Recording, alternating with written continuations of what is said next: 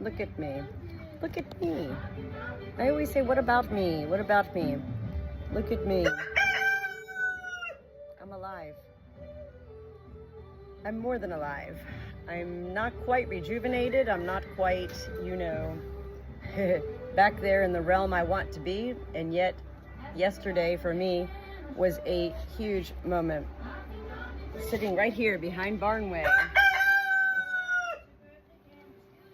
with my flock in a 5+ week long vomitorious, gut-wrenching state of literal physical diagnosed illness with Shiga toxin, ecoli, salmonella, Norovirus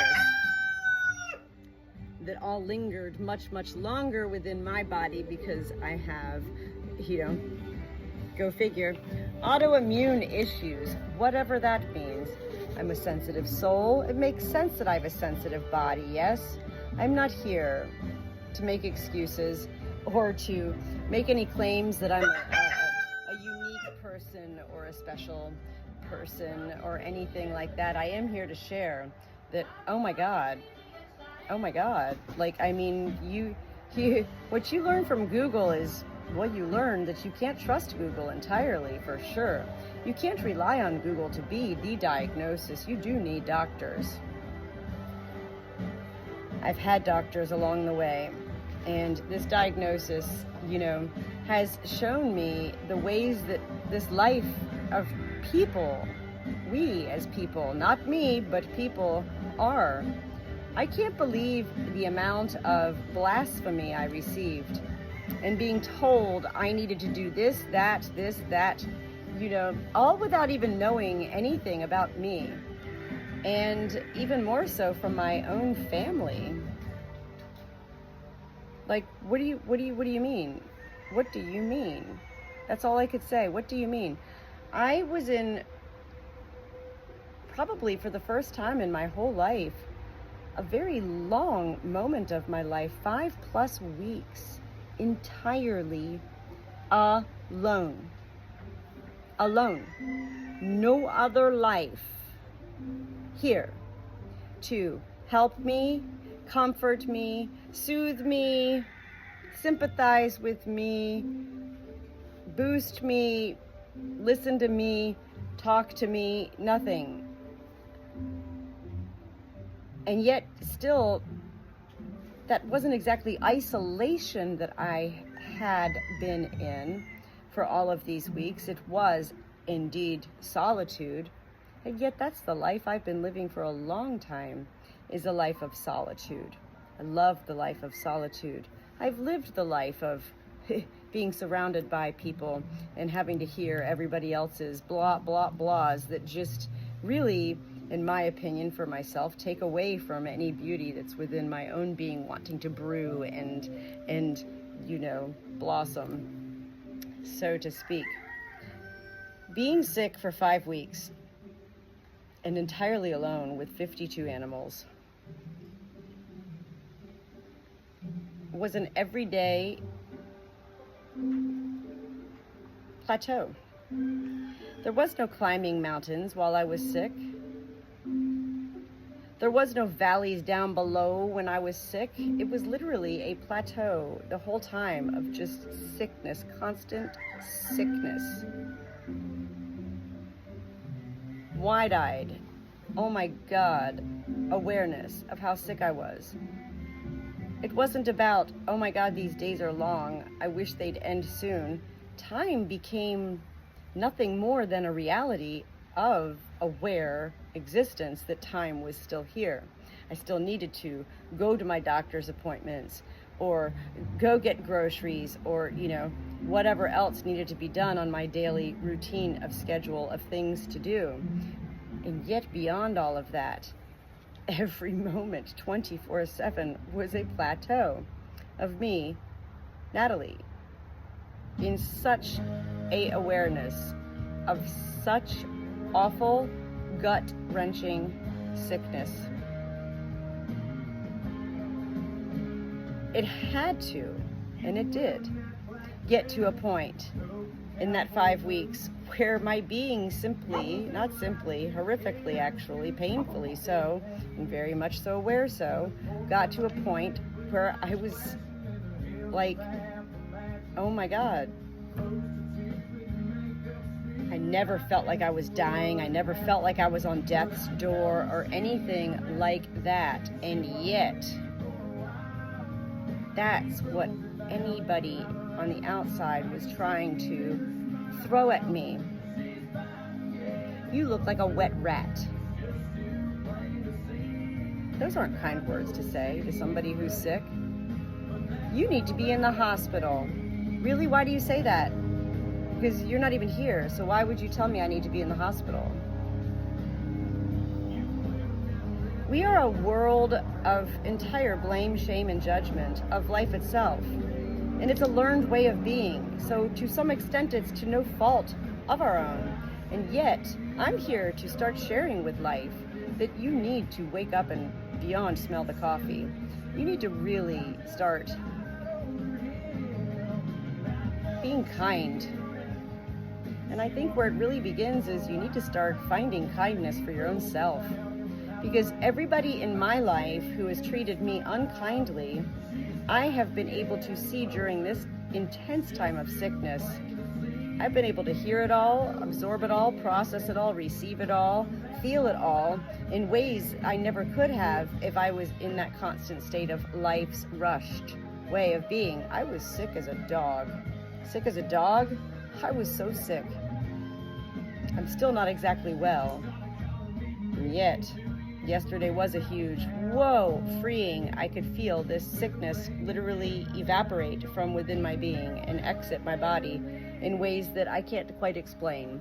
I am of sane, sober, sound, lucid being. I'm not a lunatic. I'm not a drug addict or an alcoholic or anything crazy like that. I'm not mentally ill either in any such diagnosed ways. I'm not a normal person. I'm Natalie, and I wasn't born to be normal. I'm Natalie. I'm definitely a unique and rare gem found usually at the bottom of the sea or high up in the skies somewhere. And not many people are able to connect with me in such ways, unless you're an angel or a mermaid. I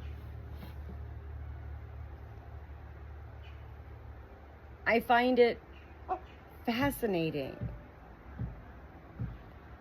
to have, during this time of such sickness of myself, have for myself awakened to a greater understanding of people.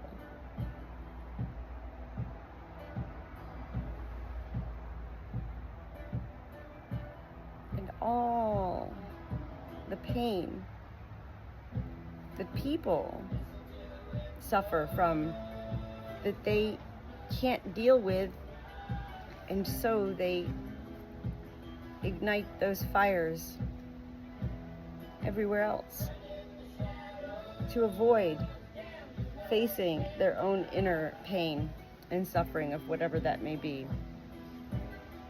It is a cruel, cruel, C-R-U-E-L world. It is a cruel world. It doesn't have to be. Natalie, I'm not here to change the world. I can't even change, anybody in my own family to thinking differently of me as a person. And yet what I can say is wow and whoa. Because it is in life when we ourselves do become really sick, we do learn who we want in our lives, who isn't in our lives, and who we will no longer accept in our lives in such ways. Yesterday, as this entire sickness began to dissipate, evaporate, and leave and exit my entire body, I had major awakenings. I'm not one to talk much about awakenings and spirituality and all of that, and yet clearly, well, I do talk to angels. I share my angel messages I am a spiritual person, and yet I'm not here to preach to any choir. I'm not here to prophesize. I'm not here to prove anything. I'm here to share. And I have to share. I have to share such things of how I was witnessing my own life tragedy of reality when I was so sick for 5 weeks and so entirely alone. It's not about forgiveness. It's not about explaining. It's not about trying to get other people to understand. Listen, we're human beings, all of us, and we are either in it or we're not. And yet it was a huge awakening for me, Natalie, beyond being the Good Shepherd. For me, Natalie, a huge awakening for me to realize I don't need to suffer beyond the sickness.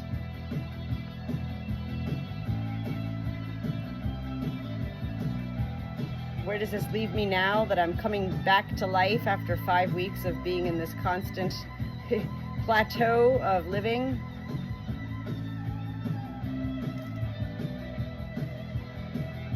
I have learned I'm stronger than I ever even thought, felt.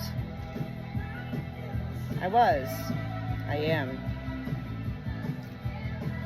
It's not about me being a tough cookie. I'm a tough cookie, I am. It's beyond being a tough cookie. I am a real person. I'm not afraid to share. I was afraid my whole life, and I'm not here to say I was afraid my whole life because of bump, bump, bump. I'm beyond that. I am living my own life at this point. I'm 52 years old. We can't live our own life when we're 18 or 26 or 36. That's why they call it midlife. And where the term midlife crisis comes from for many people. I'm not having a midlife crisis. I'm having a midlife beautiful awakening. I've been awakening for more than half of my life in aware ways. And yet it is now coming out of this horrific sickness. Not nearly dying, yet horrific sickness. Gut-wrenching sickness, entirely alone. I now understand further the ways heaven works. Heaven needed me to be sick. Heaven needed me to be alone. Heaven needed me to cry. Heaven needed me to cry out loud. Heaven needed me to begin sharing only about 4 weeks into this 5 weeks sickness. I didn't share anything the first many weeks with anyone. I don't know exactly what my purpose is in this life, and yet I do know my purpose is to share, and I do continue to follow heaven's lead.